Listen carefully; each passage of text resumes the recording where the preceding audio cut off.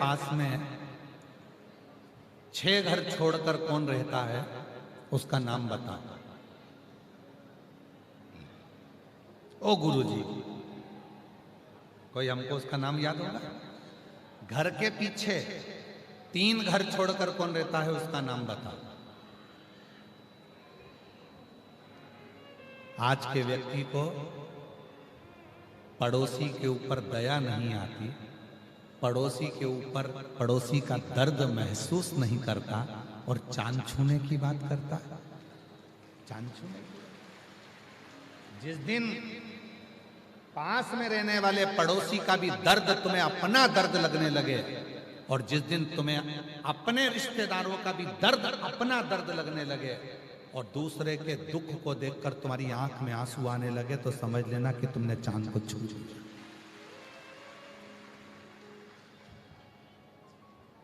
चांद छूने से पहले घर में रहने वाले माता पिता का दिल तो छू कर देखो।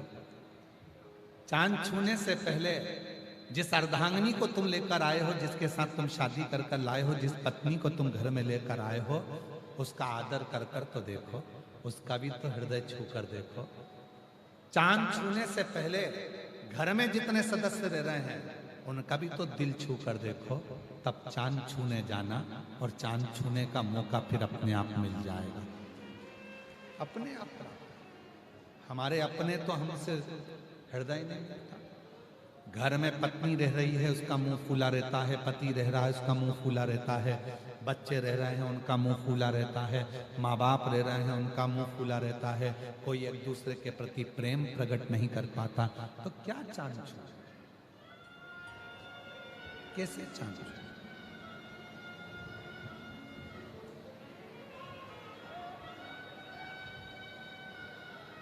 और मत बुरे कर्म कर बंदे, वरना पछताएगा, भगवान की आंखों से तू बच नहीं पाएगा, तू बच नहीं पाएगा।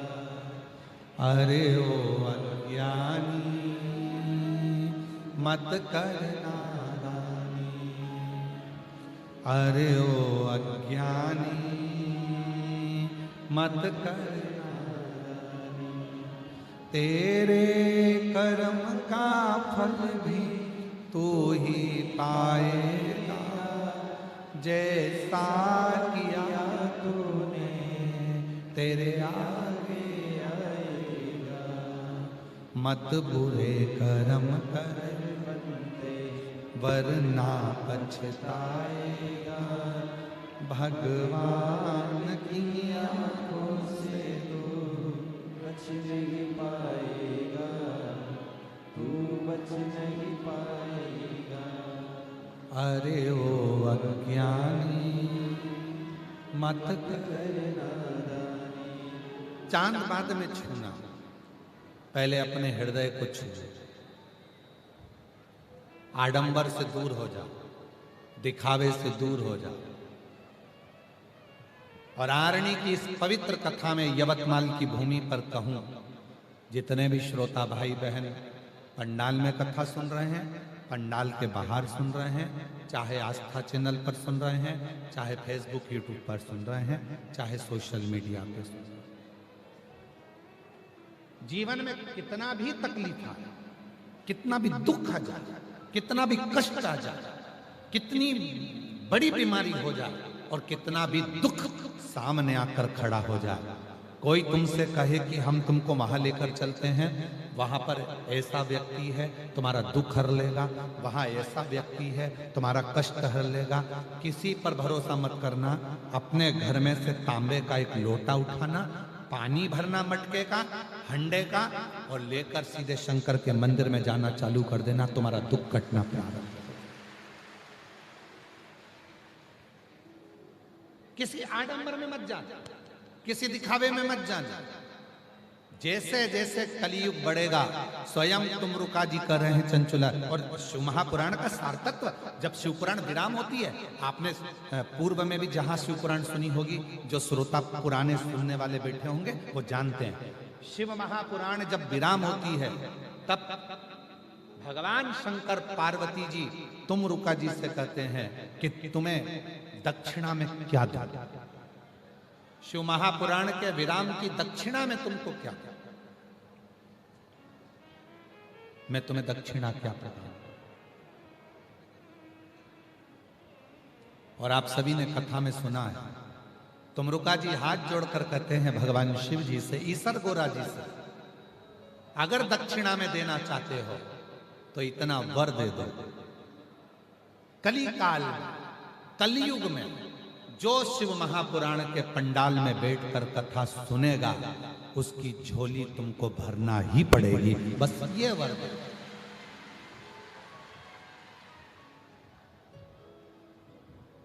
क्यों आते हैं इतने लाखों की संख्या में भक्त?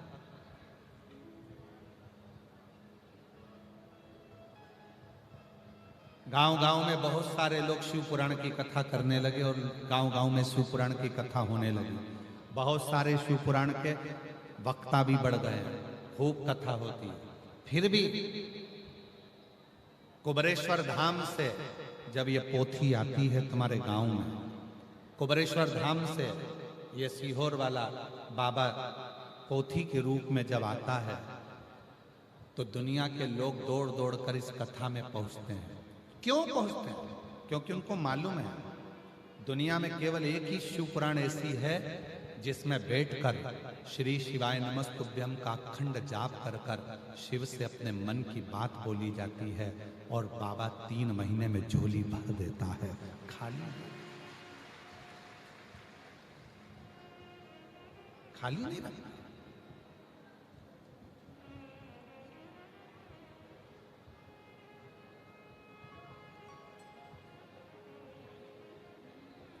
शिव जी पे जल चढ़ाओगे लोग विरोध करेंगे, श्री शिवाय नमस्तुभ्यम का जाप करोगे लोग विरोध करेंगे। रोज कहीं ना कहीं का एकाध सामने आकर खड़ा हो जाएगा, कोई ना कोई तुम्हारे इंस्टाग्राम पर कोई तुम्हारे वीडियो मिल जाएगा कि श्री शिवाय नमस्तुभ्यम मत बोला।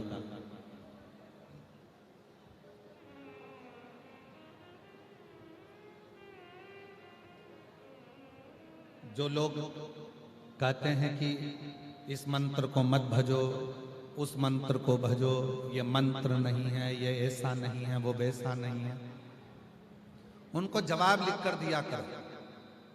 तुलसी बाबा ने तो मरा मरा जपा था, तो भी उल्टा नाम जप कर भी मेरे राम का दर्शन हो गया था। ये तो शिव है, ये शिव है, भोला है, सरल है, सहज है। वो ये नहीं देखता कि क्या तुमने जपा, सरल सहज, उसने नहीं देखा।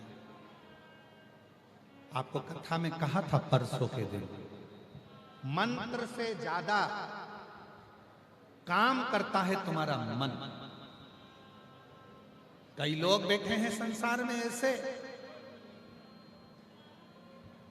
रोज सुबेरे सुबेरे माताएं, कई पुरुष, कई भाई, कई बहन गीता जी लेकर बैठते हैं, गीता जी का पाठ करते हैं, राम रक्षा स्तोत्र का पाठ करते हैं, गोपाल सहस्त्र नाम का पाठ करते हैं, हनुमान चालीसा का पाठ करते हैं, शिव चालीसा का पाठ करते हैं। कई माताएं बैठी हैं, कई पुरुष बैठे हैं, हो सकता है हमारी बात, रोज गीता का पाठ करते हैं, रोज हनुमान चालीसा पढ़ते हैं, रोज राम रक्षा स्तोत्र पढ़ते हैं, रोज शिव चालीसा पढ़ते हैं, रोज दुर्गा चालीसा पढ़ते हैं, रोज मंत्र का जाप करते हैं, रोज माला जपते हैं, रोज स्मरण करते हैं, रोज पूजन में बैठते हैं, घर के मंदिर में और पूजन भी करते हैं, रोज भगवान को नीला भी हैं, रोज भगवान का श्रृंगार भी करते हैं। ऐसे कई लोग, पूरा दुनिया भरी पड़ी हुई है जो कहीं ना कहीं पाठ, पूजन, अर्चना, साधना में लगे हुए हैं। उसके बाद भी रोज गीता पढ़ रहे हो, उसके बाद भी मन में शांति नहीं है, रोज मंत्र जप रहे हो, उसके बाद भी मन में शांति नहीं है, घर में इतना क्लेश मंत्र जपने के बाद भी। गीता पढ़ने के बाद भी, रामायण पढ़ने के बाद भी, भागवत पढ़ने के बाद भी, घर में राम रक्षा स्तोत्र का पाठ करने के बाद भी, हनुमान चालीसा पढ़ने के बाद भी, सारी स्तुतियां करने के बाद भी, शिव चालीसा पढ़ने के बाद भी, घर में तुम्हारा मन शांत क्यों नहीं हो रहा? क्योंकि तुम्हारे भीतर अहम भरा पड़ा है। तुम्हारे भीतर अहम भरा, इसलिए मंत्र भी काम नहीं कर रहा। मंत्र, स्तुति कब काम करती है? जब तुम्हारा मन भगवान में लग जाए और तुम्हारे मन में ये आ जाए कि मेरे घर में जो भी रह रहे हैं सब शिव के रूप हैं, कोई बुरा नहीं है, सब अच्छे हैं, सब अच्छा है, सब अच्छे हैं, सब अच्छा है। जिस दिन तुम्हारी चित्त वृत्ति में ये बात आ जाएगी कि सब अच्छा है, सब अच्छे हैं, सब अच्छे हैं, सब अच्छे हैं, बस उस दिन तुम्हें किसी पाठ करने की जरूरत नहीं पड़ेगी। तुम्हारा मन जब साफ हो जाएगा तो मेरा परमात्मा तुम्हारा हो जाएगा। तुम्हारे भीतर किसी मंत्र की जरूरत नहीं। पोथी पढ़ पढ़ जग मुहा और पंडित भयो ना। पोथी पढ़ते पढ़ते जीवन निकल गया। मैं गीता जी का 18वां अध्याय पढ़ती हूँ, मैं रामायण जी का ये पाठ करती हूँ, मैं राम रक्षा स्तोत्र का ये पाठ करती हूँ, मैं हनुमान चालीसा का ये पाठ करती हूँ, मैं शिव चालीसा का ये पाठ करती हूँ, मैं ये वाली स्तुति करती हूँ, मैं मंत्र माला इतनी करती हूँ, मैं 12 माला जपती हूँ गुरु नाम की, मैं 3 माला जपती हूँ शिव के नाम की, मैं 4 माला जपती हूँ राम जी की, मैं 5 माला जपती हूँ इसकी, मैं 6 माला जपती हूँ उसकी। माला तो बढ़ गई, मना नहीं है, पर मन बड़ा क्या? मन तो उतना की उतना ही छोटा है। अभी भी कमर में चाबी खोस के बैठी हुई है पूजन में भी।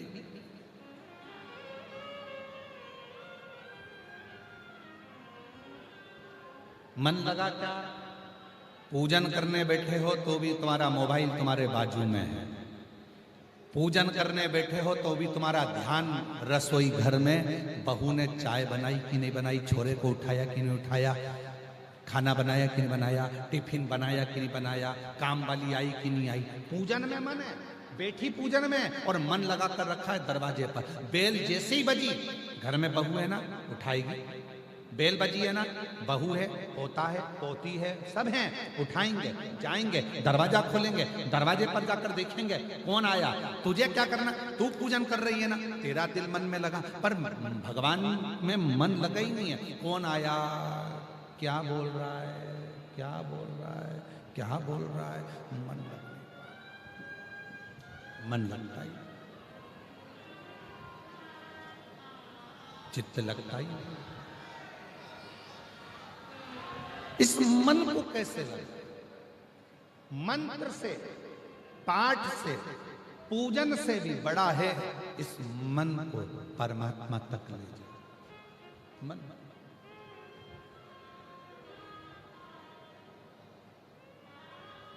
हजारों हजारों पत्र शिव महापुराण में आते हैं। इतनी लाखों की भीड़ में जो अपने मन को भगवान से जोड़ लेता है, उसका पत्र 3 महीने के अंदर व्यासपीठ पर आ जाता है। मन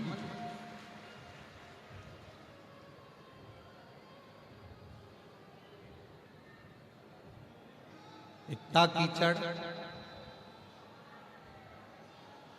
इतना कीचड़, पानी गिर रहा है, कीचड़ हो रहा है, उस कीचड़ में भी अगर आप बैठे हो, शिव की साधना कर रहे हो, बैठकर उससे अपने मन की बात कर रहे हो, आपका मन शिव में लगा है। इतनी भीड़ में, इतने ट्रैफिक में, पूरे रोड भरे पड़े हुए हैं, रोडों पर गाड़ियां खड़ी हुई है, गाड़ियां जाम में फंसी हुई हैं। इस जाम के अंदर, इतने कीचड़ में, पानी में, हवा में, उसके बाद भी तुम कीचड़ में भी बैठकर यदि शिव पुराण की कथा को सुन रहे हो तो तुम साधारण नहीं हो, तुम मन लगाकर भगवान की भक्ति में बैठे, तुम साधारण नहीं हो।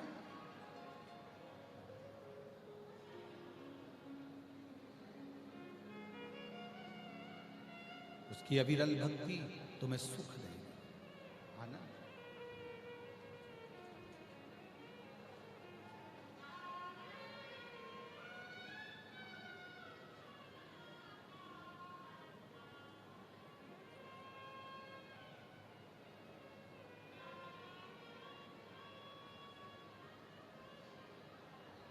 ये जीवन का एक सुख है।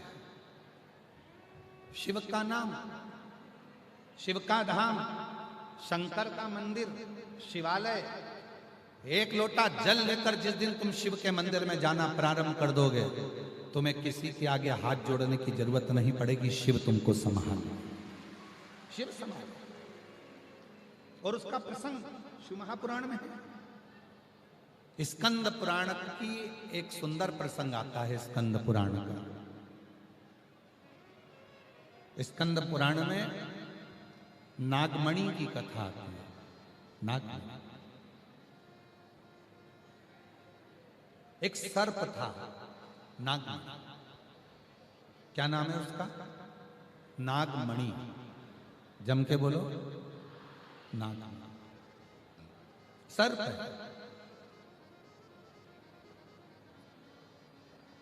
विषैला है। स्कंद पुराण में नागमणि की कथा आती है और नागमणि विषैला है। सांप मतलब विष। सर्प चाहे कोई सा भी हो, उसमें विष जरूर होता। नागमणि में भी विष। पर नागमणि विषैला तो था। एक चूहे को पकड़ने के चक्कर में वो सर्प एक संत के डेरे में पहुंचा।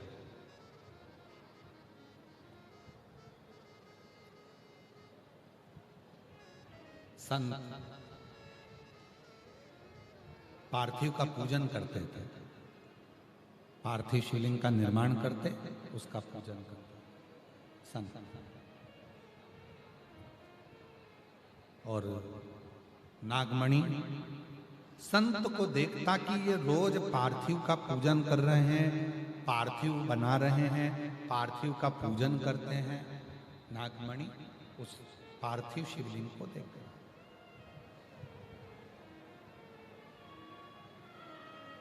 पार्थिव शिवलिंग को देखता। जैसे पार्थिव बनाने के 3 क्रम हैं। पार्थिव बनाने के 3 क्रम है। पार्थिव शिवलिंग का जो निर्माण करा जाता है उसके 3 क्रम है। रोग की मुक्ति के लिए अगर पार्थिव बनाया जाता है तो उस मिट्टी में थोड़ा सा जल और थोड़ी सी दुर्वा का पानी उस मिट्टी के अंदर डाला जाता है। अगर कोई बीमारी है, वो बीमारी नहीं जा रही, पार्थिव के 3 क्रम बने। अगर कोई बीमारी नहीं जा रही है तो आप पार्थिव शिवलिंग अगर बनाते हो, मिट्टी का शिवलिंग बनाकर पूजन करते हो, तो उसमें जल मिट्टी में और दुर्वा, दुर्वा बोलते हो कि दूब बोलते हो, जो गणेश जी को चढ़ती है दुर्वा, उसको पानी में डालकर उस पानी को मिट्टी में मिलाकर फिर पार्थिव बनाया जाता है रोग की मुक्ति के लिए। दूसरा, जिसको संतान नहीं होती, पुत्र की प्राप्ति नहीं है, संतान की प्राप्ति नहीं है, गोदी में औलाद नहीं है, कोई छोरा छोरी नहीं है, कोई बेटा बेटी नहीं है, संतान नहीं है, सालों हो गए, पार्थिव रोज बनाती है, तो उस मिट्टी में अगर थोड़ा सा आधी चम्मच, 1 चम्मच गाय का दूध मिलाकर फिर पार्थिव लिंग का निर्माण करे पानी के साथ मिलाकर, तो उसके घर में दूध पार्थिव में डलने से पूत जरूर आता है, निश्चित पूत की प्राप्ति। पार्थिव में मिट्टी के अंदर अगर आधी चम्मच भी गाय का दूध डाला, पानी डाला और पार्थिव शिवलिंग का निर्माण करा, जिसकी औलाद नहीं है, तो वो पार्थिव अगर बना रहा है, पार्थिव का निर्माण कर रहा है, उसका नियम है कि हर प्रदोष को, सोमवार को या सोमवार की अष्टमी को या कभी ना कभी उसका मन करता है तो पार्थिव लिंग का निर्माण करता है। अगर पूत नहीं है तो दूध का प्रयोग करे, तो दूध अगर पार्थिव में मिट्टी में डाला जाए, आधी चम्मच, 1 चम्मच और पानी के साथ मिलाकर जब पार्थिव शिवलिंग का पूजन करते हैं, उसको बनाकर पार्थिव बनाने के बाद जब उसका पूजन करते हैं, तो वो दूध हमारे घर में पूत जरूर देता है। पहले नंबर पर है दुर्वा का जल, रोग निवारण के लिए हो जाता है। पार्थिव में दूसरा वर्णन आया है दूध का डालना, वो संतान देता है। तीसरे नंबर पर पार्थिव अगर निर्माण कर रहे हो, कोई लक्ष्य है, मेरा यह काम है वो पूरा नहीं हो रहा, बहुत दिन से अटक रहा, बाबा पूरा करना है, तो पार्थिव में चंदन घिस के, चंदन को घिसकर उसका थोड़ा सा भाग पानी मिट्टी में डालकर फिर पार्थिव का निर्माण करा जाता है, पूजन करी जाती है। तो जो तुम्हारा लक्ष्य है उस लक्ष्य तक बाबा तुम्हें पहुंचा कर ही रहेगा। पार्थिव निर्माण के कुछ क्रम है।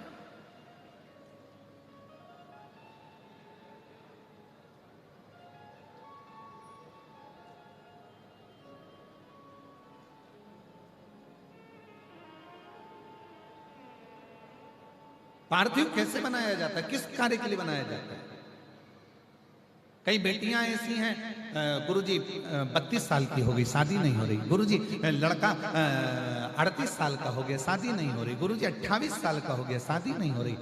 तो भाई पार्थिव बना रहे हो ना, उसमें थोड़ा सा गाय का घी उस मिट्टी में थोड़ा सा 2 बूंद भी डालोगे तो बहुत है, और पानी से मसकर फिर उसका निर्माण कर फिर पार्थिव की पूजन करिए। कैसे विवाह नहीं होगा? भोले बाबा शादी करा के ही मानेगा। पार्थिव बनाने का नियम है। ऐसा नहीं है कि केवल पानी में मिट्टी को घोल लिया और पार्थिव लिंग का निर्माण कर लिया। हम 1.25 लाख बना रहे हैं, हम 2 लाख बना रहे हैं, हम 5 लाख बना रहे हैं, हम 1 करोड़ बना रहे हैं, हम 20 करोड़ बना रहे हैं। बनाओ, मना नहीं है, पर पार्थिव बनाने के भी अलग अलग नियम है। कौन सी चीज के लिए, किस चीज के लिए पार्थिव बना, किस चीज के लिए पार्थिव?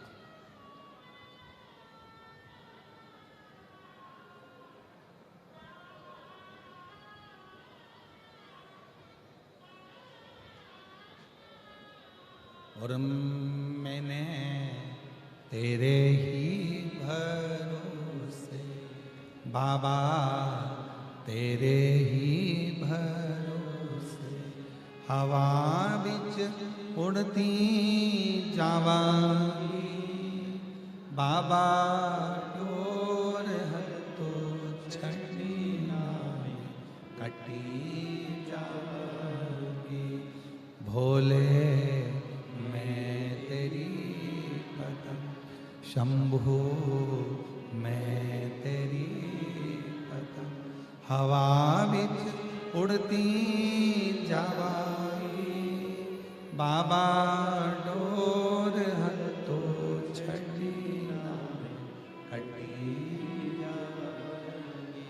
भोले मैं तेरी पतंग, शंभु मैं तेरी। पार्थिव का निर्माण अलग अलग क्रम है पार्थिव के। उस पार्थिव को बनाना कैसे है, निर्माण कैसे, अगर बन सका तो एक बार यदि हमारे स्मरण में रहा और याद रहा तो एक कथा पार्थिव निर्माण पर ही करेंगे कि पार्थिव का निर्माण किस किस वस्तु से, किस किस चीज से हो और किस किस कामना से हो।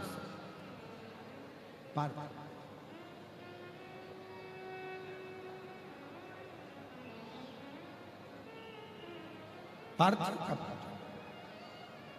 शिव महापुराण में भी वर्णन आता है। सफेद मिट्टी, लाल मिट्टी, पीली मिट्टी, काली मिट्टी, 4 तरह की अलग अलग मिट्टियों से पार्थिव लिंग का निर्माण होता है।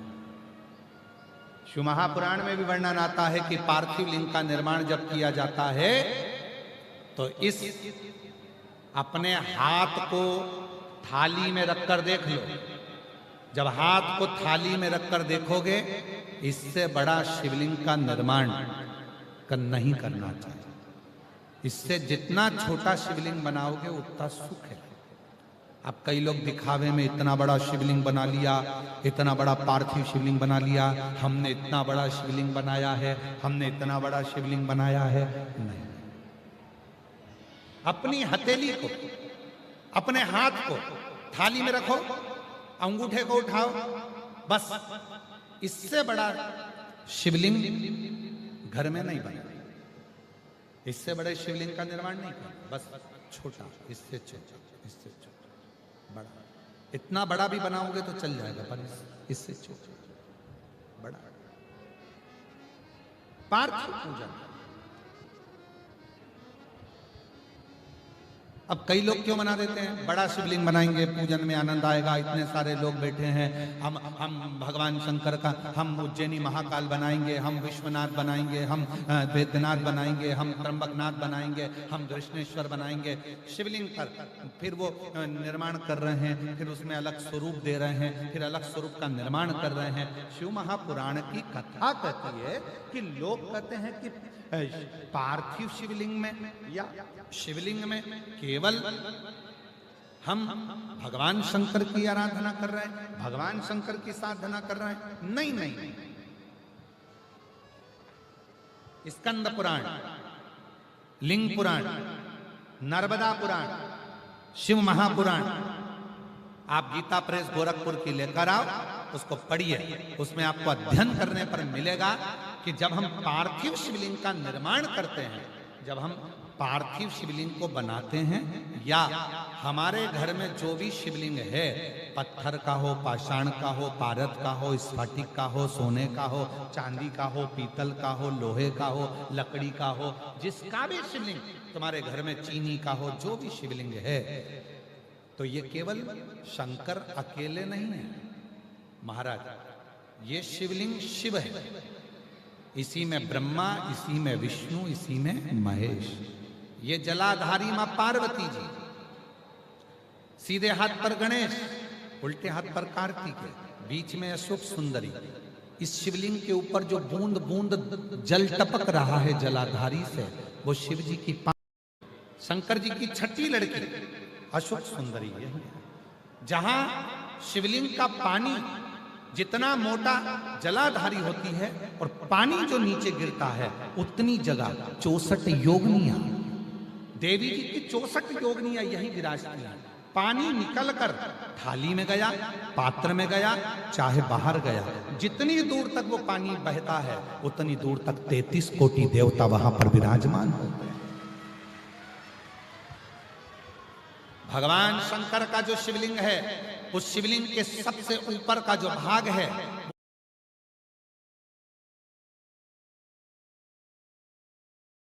शिवलिंग के सबसे ऊपर का जो भाग है, वो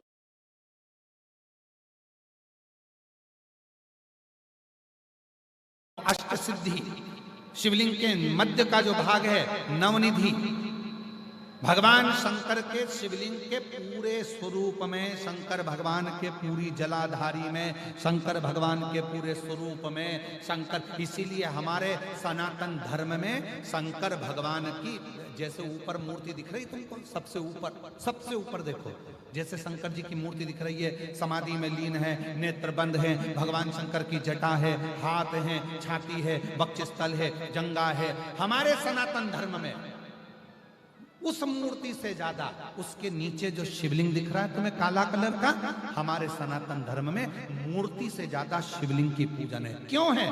क्योंकि इस केवल अगर मूर्ति होती तो उसमें केवल शिव होते, और अगर शंकर का शिवलिंग है तो इसमें 33 कोटि देवता, अष्ट सिद्धि, नवनिधि, 64 योगिनी, 33 कोटि देवता, जगत जननी जगदम्बा, गणेश, कार्तिकेय, अशोक सुंदरी, जया, विषहरा, शामली बारी, दौतली देव, ये सबके सब एक ही शिवलिंग में है।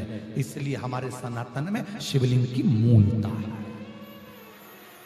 इसलिए हमारे सनातन में शंकर भगवान के शिवलिंग की प्रधानता है। हमारे सनातन धर्म में शिवलिंग की प्रधानता मानी गई है कि इसलिए भगवान, अगर हम तो यहाँ तक कहते हैं, जिन बेटा बेटी को अगर कोई सफलता नहीं मिल रही है, मेहनत को 4 गुना करो, परिश्रम 4 गुना करो, इधर उधर भटकना छोड़ो और मेहनत, अपना कर्म, अपनी मेहनत, अपना परिश्रम बढ़ाओ, और रोज शंकर भगवान के मंदिर में जाकर जब जल चढ़ाओ तो अपनी हथेली को शिवलिंग से थोड़ा सा लगाने का प्रयास करो। अष्ट सिद्धि, नवनिधि तुम्हारे घर में आना प्रारंभ हो जाती है। अष्ट सिद्धि हम क्यों कहते हैं जल चढ़ाने जाओ, जल चढ़ाकर वापिस आओ तो थोड़ा सा जल घर लेकर आओ, दरवाजे पर छीटो। क्यों कहते हैं? क्योंकि शंकर भगवान के शिवलिंग में अष्ट सिद्धि, नवनिधि, 64 योगिनी, देवी देवता, माता, गणेश, रिद्धि सिद्धि, अमोद प्रमोद, शुभ लाभ सब उस शिवलिंग के अंतर्गत हैं। जल चढ़ाते हैं, उसका भाग थोड़ा सा लाकर अपने घर में जब प्रोक्षण करते हैं तब अपने आप सारे कार्य सफल होना प्रारंभ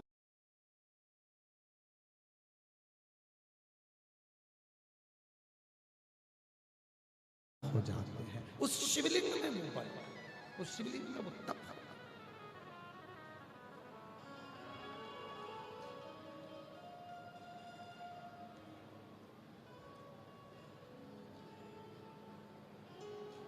हमारे शैलेंद्र जी एक लाइन बड़ी अच्छी गुनगुनाते हैं महाराज, वो कीर्तन की, काली मिट्टी के बनाए भोलेनाथ, चढ़ाऊं लोटा जल भर के।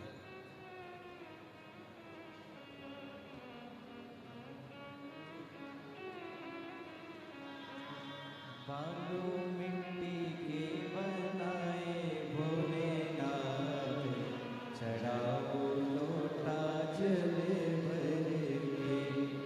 काली मिट्टी के बनाए भोलेनाथ, चढ़ाऊं लोटा जल भर के। एक वर तुम देना शंभु, अखंड सौभाग्यवती हो। एक वर तुम देना शंभु, अखंड सौभाग्यवती हो। पीली मिट्टी के बनाए भोलेनाथ, चढ़ाऊं लोटा जल भर के। मिट्टी के बनाए भोलेनाथ, चढ़ाओ लोटा जल भर के। शिव से एक एक पार्थिव शिवलिंग का निर्माण, पार्थिव पूजन की महत्वता, पार्थिव पूजन का वर्णन हमारे यहाँ बड़ा विस्तार से किया, बड़ा विस्तार। हमारे बीच में यवतमाल से स्वामी जी पधारे हैं, एक बार जोरदार ताली बजाकर उनका स्वागत करकर। पार्थिव लिंग का पूजन, पार्थिव लिंग का निर्माण, पार्थिव लिंग की साधना, शिव तत्व शंकर।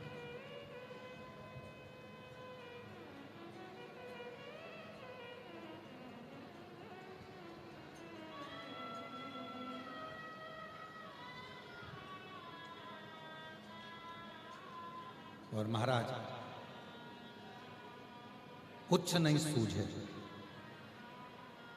चारों तरफ जब दुख ही दुख दिख रहा, कष्ट ही कष्ट दिख रहा, एकांत में बैठकर मेरे उज्जैनी नरेश, मेरे महाकाल राजा को थोड़ा याद करना प्रारंभ करना, तुम्हारा क्लेश, तुम्हारी अशांति, तुम्हारा दुख धीरे धीरे समाप्त होना चालू हो जाएगा, समाप्त।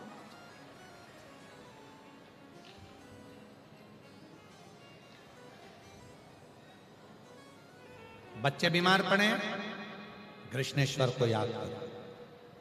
हमारे 12 ज्योतिर्लिंग भारत की भूमि पर जो हैं, एक एक ज्योतिर्लिंग हमको ऊर्जा देता है। दुख है, तकलीफ है, कष्ट है, टेंशन है, उज्जैनी नरेश महाकाल राजा को याद करो। संतान अगर दुखी है, कृष्णेश्वर भोलेनाथ को याद करो। दुनिया ताने देती है, गाली देती है, अपशब्द कहती है, अपयश मिलता है, त्र्यंबक नाथ को याद करो। बेल मुझे मार, कोई ना कोई परेशानी रोज की आ रही है तो भीमा शंकर को याद करो, भीमा शंकर।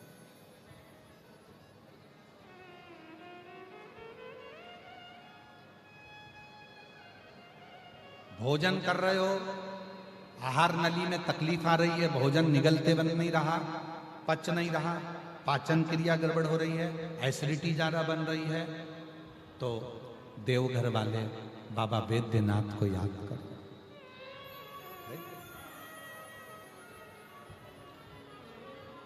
नेत्रों में तकलीफ हो रही है, सोमनाथ को याद करो। सोमनाथ। शरीर में कोई घाव हो गया, भरा नहीं रहा, केदारनाथ को याद करो। ये जितने 12 ज्योतिर्लिंग हैं, 12 ज्योतिर्लिंग जितने भी हैं, घर में क्लेश है, बहुत अशांति चल रही है, मल्लिकार्जुन को याद करो। लक्ष्य पर पहुंचना है, लक्ष्य नहीं मिल रहा, मंजिल नहीं मिल रही, रामेश्वरम को याद करो। कैसे राम?